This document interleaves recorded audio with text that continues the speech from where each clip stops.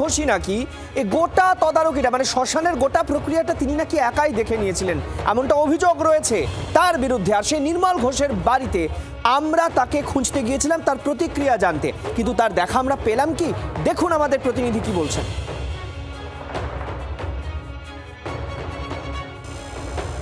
নির্মলবাবু বাড়ি আছেন? জি 24 ঘন্টা থেকে এসছিলাম। নির্মলবাবু,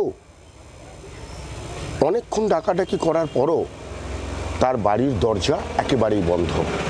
দীর্ঘদিন ধরেই কিন্তু এইভাবে বন্ধ হয়ে পড়ে রয়েছে তার বাড়ির দরজা, এবং আমরা এর আগেও যখন এসছিলাম তখনও কিন্তু তার দেখা পাওয়া যায়নি।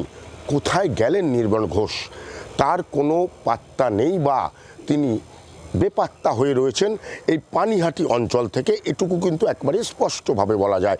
আমি আরও একবার বাড়িটা দেখাবো।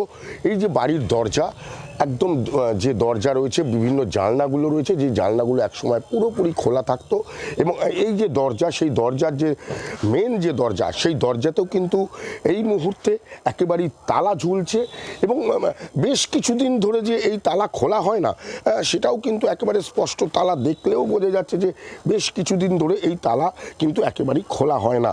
কোথায় গেলেন নির্মল ঘোষ? আমরা বারবার করে তার দরজায় এসে নক করার পরেও, ডাকার পরেও যেমন পরিবারের কেউ বাড়ি আসলো না, ঠিক তেমনই নির্মল বাবু বা নির্মল ঘোষ প্রাক্তন বিধায়ক, তারও কিন্তু কোনো পাত্তা নেই। খড়দা থেকে বরুণ সেনগুপ্ত, জি 24 ঘন্টা। বাংলার আওয়াজ, বাঙালির আবেগ, জি 24 ঘন্টা।